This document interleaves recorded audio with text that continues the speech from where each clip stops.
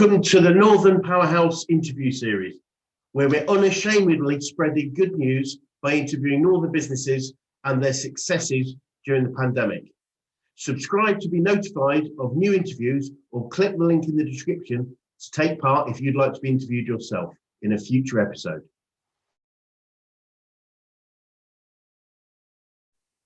So good morning and welcome to Northern Powerhouses Business Success Stories. So we are joined by Amir Hussain this morning, who is the CEO at Yeme Architects. So thank you ever so much for joining us. We really do appreciate it. Can I just ask you to start off by introducing yourself to us properly? Can you tell us a little bit more about what it is specifically that you guys do? Yeah, sure. So my name's Amir Hussain, as you said, and essentially we are architects that work around improving outcomes within communities, within high streets, and within sort of challenged areas. And essentially that revolves around how we use architecture as a means of bringing people together and how we try to integrate different activities and essentially deal with some of the underlying issues that we're seeing in terms of isolation, loneliness, disenfranchisement, and so on. And that has kind of led us down a route where we use very creative design. We're very in tune with technology and social trends.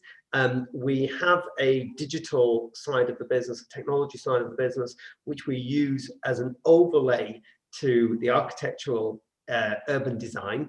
And we have kind of grown from being a very small Bradford-based sort of house extensions business into a business that's now handling projects across the UK from sort of Edinburgh down to Southampton.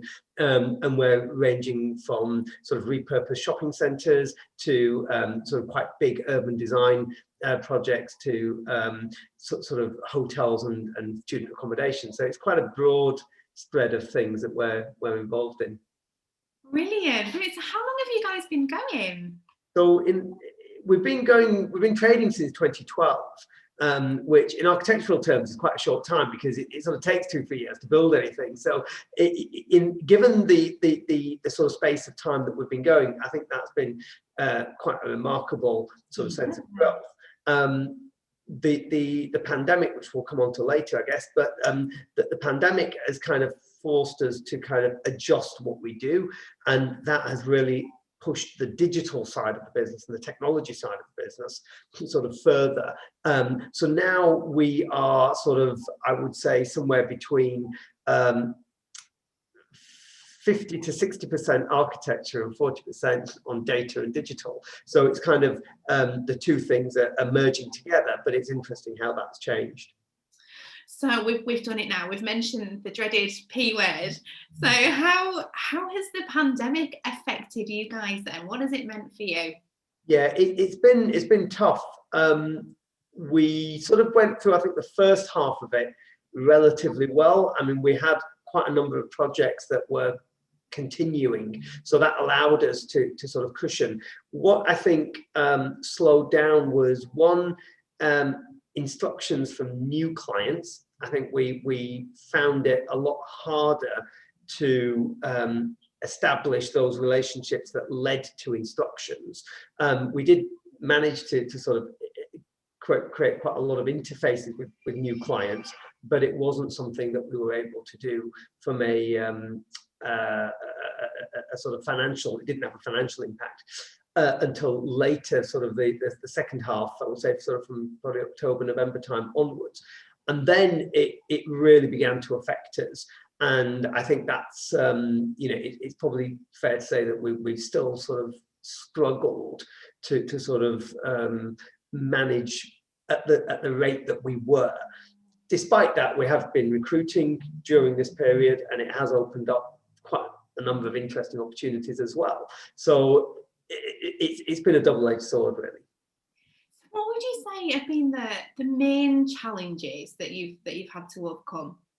I think the main challenges have been projects that have not been initiated and not been proceeded with, and that's usually because of funding issues from the banks. So the banks have not actioned the funding, and that has slowed things down. We were involved in quite a number of hotel schemes.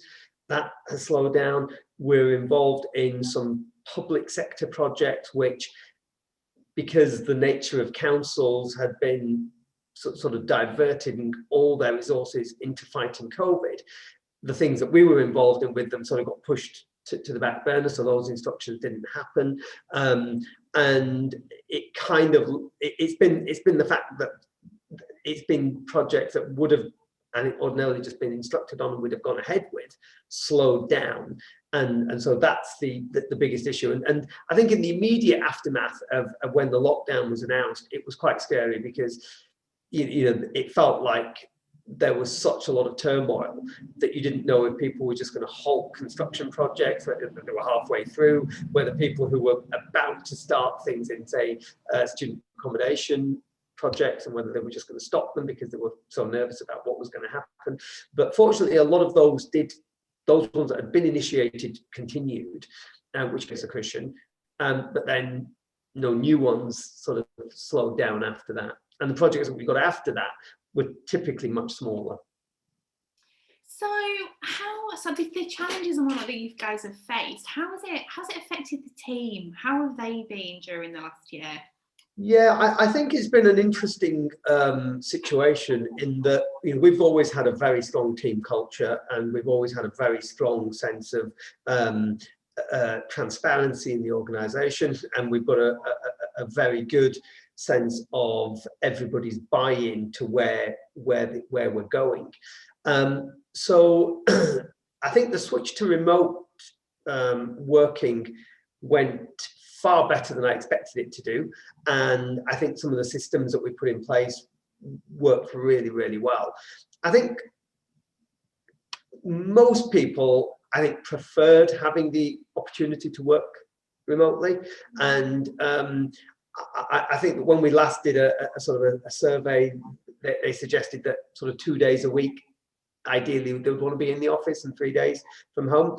And we've not rushed to come back into the office. And I think, you know, I mean, it's interesting. We had a team member of the year award at the end of last year, and the person that won that, and it was through nominations and voting, for having sort of had the most impact and having the most sort of going the extra mile.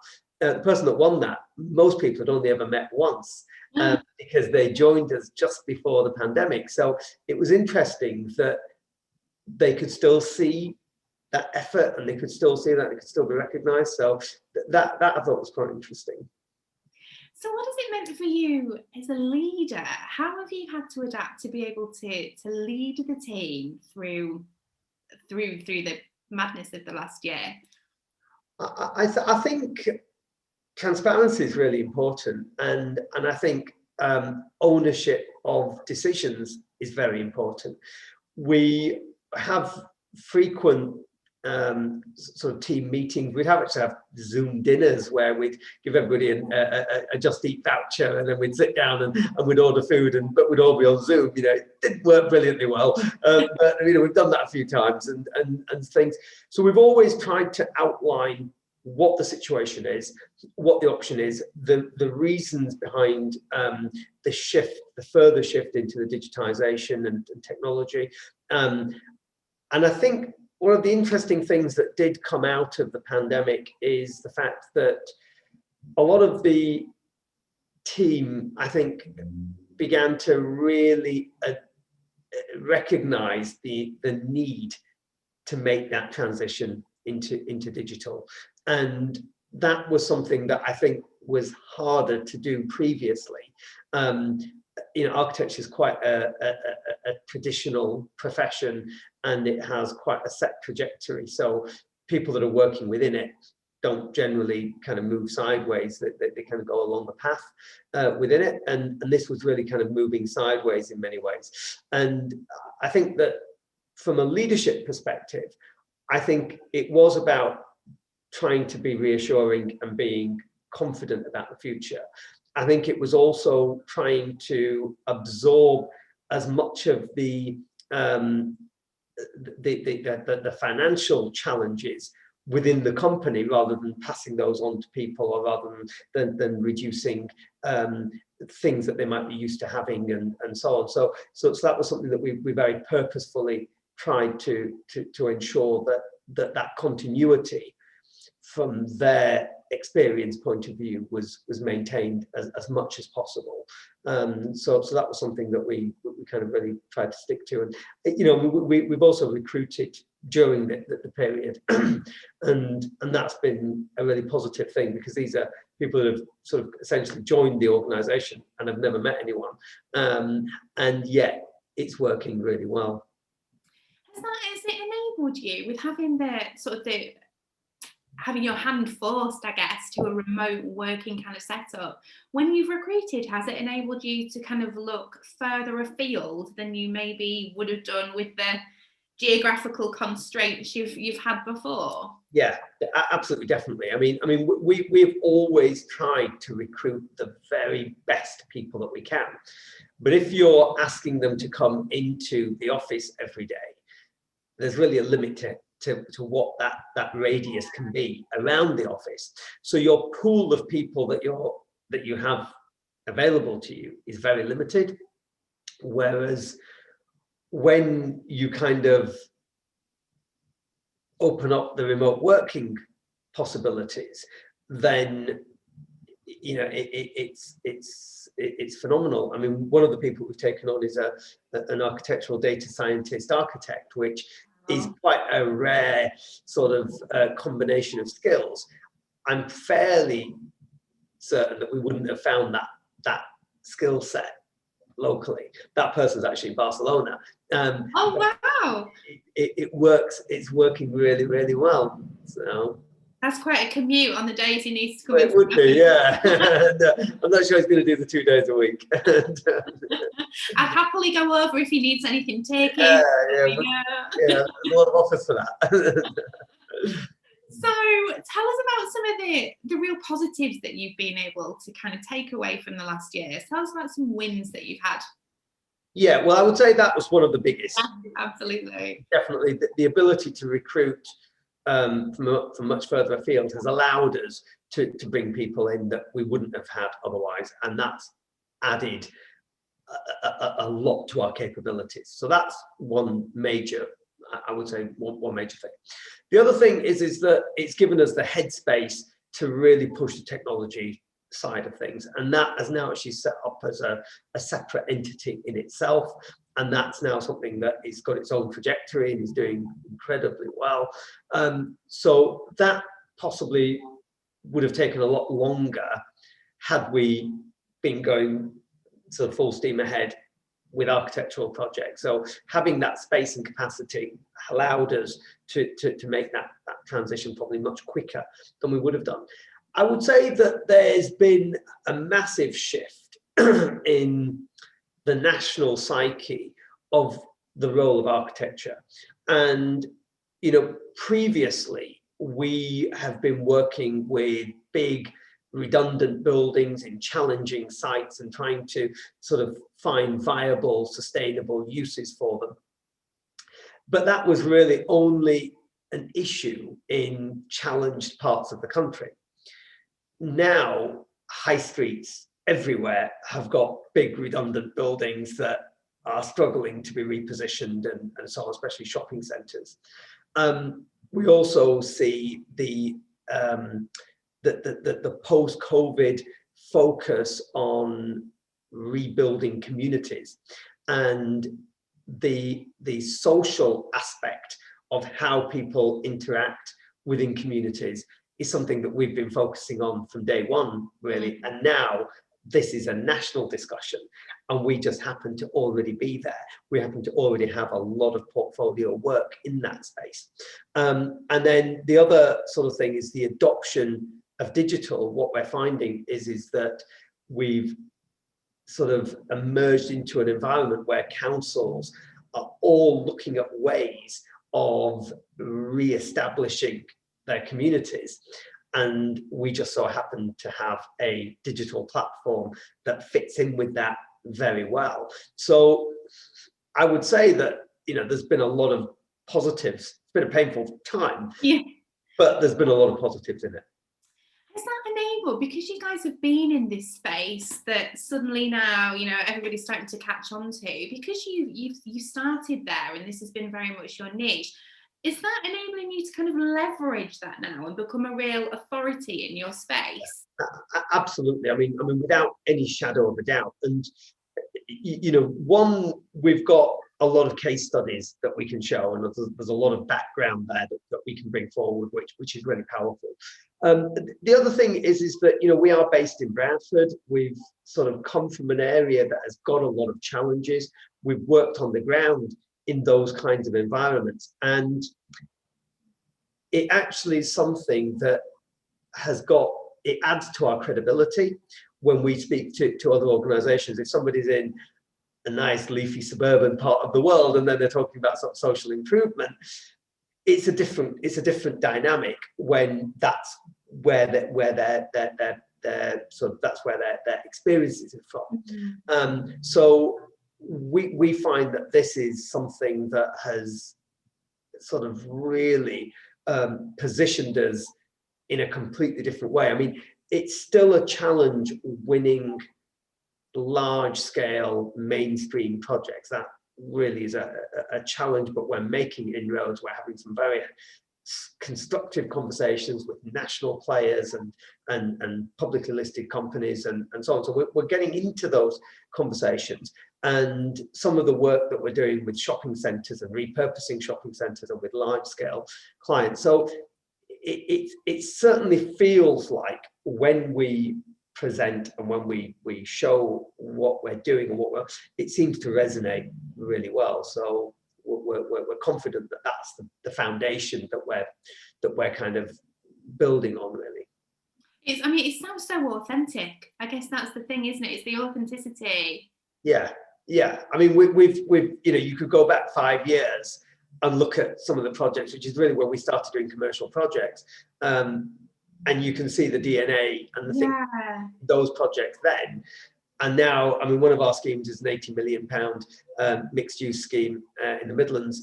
And I think you can recognise the DNA from that small scheme that we did 5 years ago to this £80 million scheme that you see today. So yeah, I generally think that's the case. And, you know, I mean, we also feel that, you know, the whole sort of shift to more inclusive considerations by councils, big business, other organizations has helped to position what we do. It adds a value proposition. So, you know, the idea of simply building a building that is architecturally beautiful seems a bit misplaced now. Yes, it needs to be of very high quality, but it's also got to do a lot more than just look nice. And these sort of trophy assets, I feel, are misplaced, especially in a post-COVID environment where so many people have been affected, so many people have been debilitated, and so many people have lost jobs, and so on and so forth.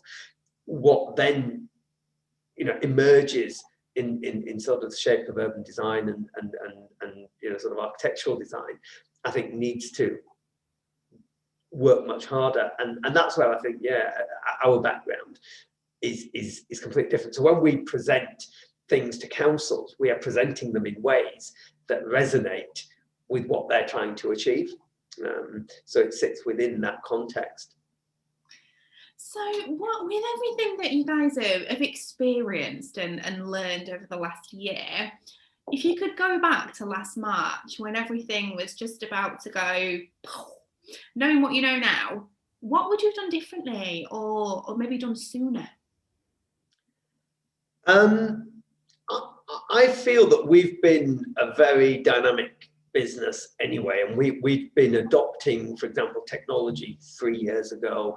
We'd adopted various systems and processes a number of years ago, so we could actually switch to remote working quite easily. We had the systems already in place to do it. Our server systems and so on were accessible, and so from a technological perspective, I think that we had already been in this sort of space.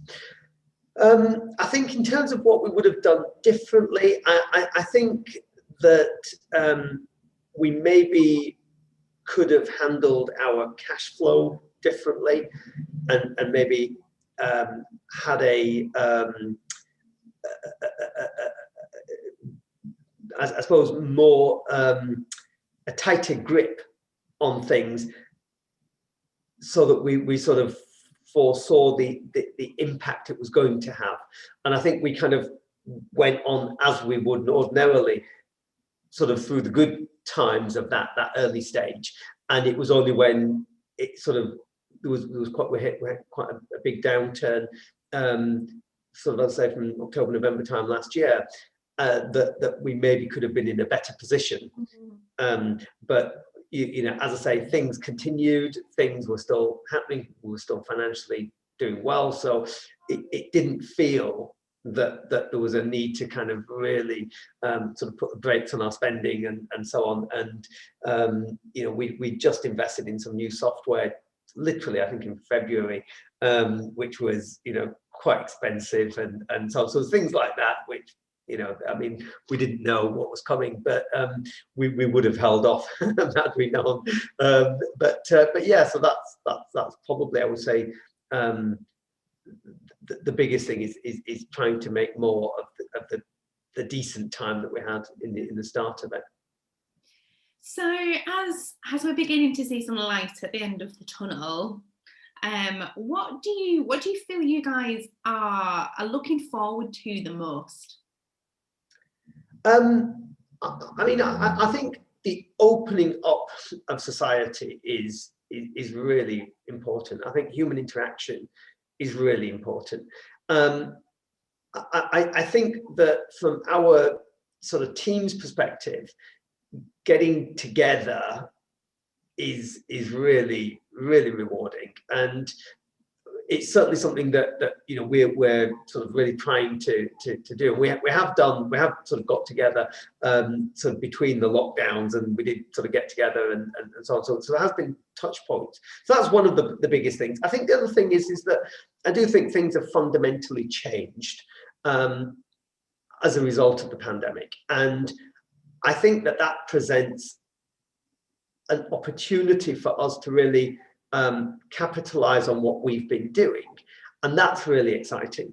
And our digital technology platform is being launched. It's already launched, but the pilots are starting in the next couple of months. That's really exciting, because that's being done with some really high level partners and so on. So that's really interesting. And so there's quite a number of things that are going on. But you know, we've got you know, we're still in the midst of the challenges that we have, and we've still got to try and get through this period.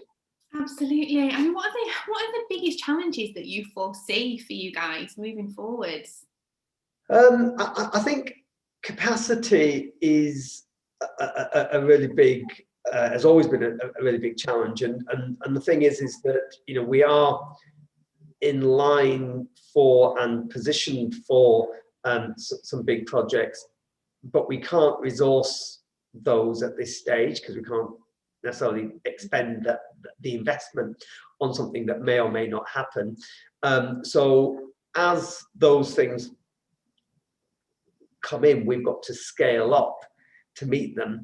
And in the past, we found that when we scale up beyond, you know, a certain level, it's very hard to integrate new people and into our existing system. So we've got a limit to how many people we can sort of take on at any one time, to ensure we don't lose the culture and we don't lose the standards and the systems that we're working to.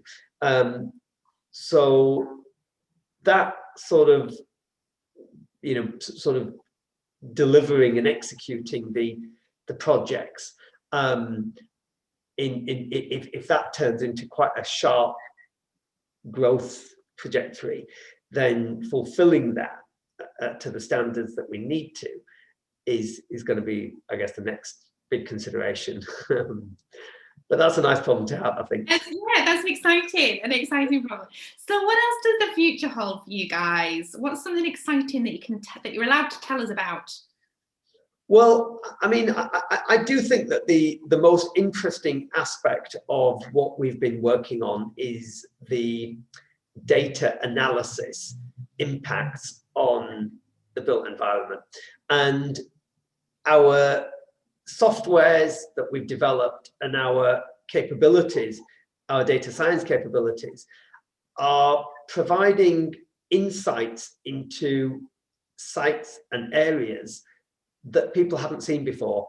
And there's a geospatial analysis capability that we now have, where when we're looking at an intervention, we can actually start to see what are the service gaps, who are the people that are being essentially neglected or deprived and missing out, who are the people that can't, that are not getting access to things. And by being able to sort of use data to identify all of these, we can then shape our propositions to fulfill and respond to these challenges. And I think that this sort of discipline within architecture is very new. It's very rare. There's very few organizations that have got this capability that are doing it. And, you know, we're even in discussions with large, you know, global practices to share our data with them. Wow. So they can use it as part of their work and their bids and their propositions. And, you know, we've got 5 councils that we're in discussions with. We've got the NHS, 2 primary care networks, one NHS Trust and 2 primary care networks, who are all interested and want to. We were having discussions around the proposals. We've got a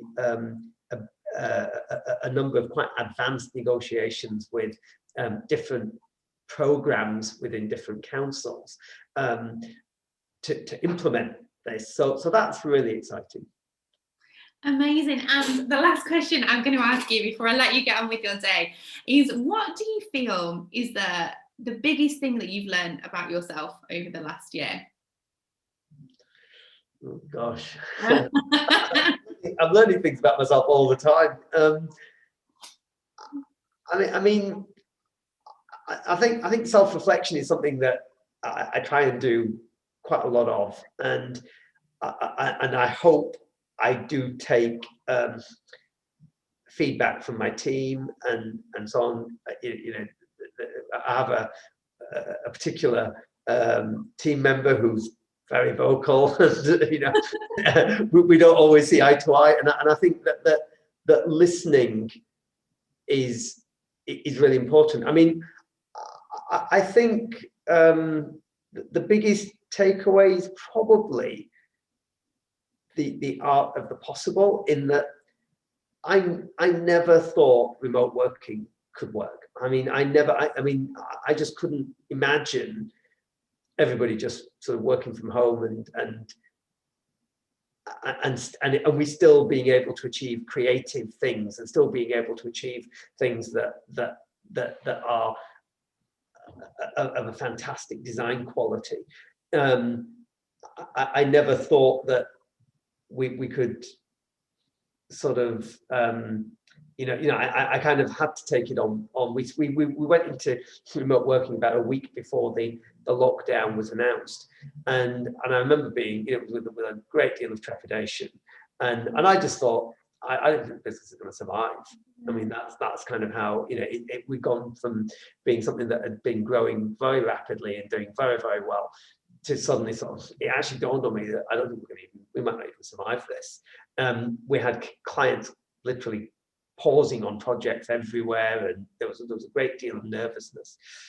And, you know, I think that the fact that the team stepped up and fulfilled their roles with such incredible enthusiasm is something that I think has given me a great deal of faith in the team and in trusting, you know, their instincts and their judgments. Maybe that. Brilliant, absolutely brilliant. Well, thank you so much, Amir, for chatting with us and for sharing your story and everything that you guys have faced and overcome and learned over the last year. We really do appreciate it. Thank you so much. Thanks for watching. What was your takeaway from today's interview? Please post it in the comments below and subscribe for all our upcoming videos or click for the next video here.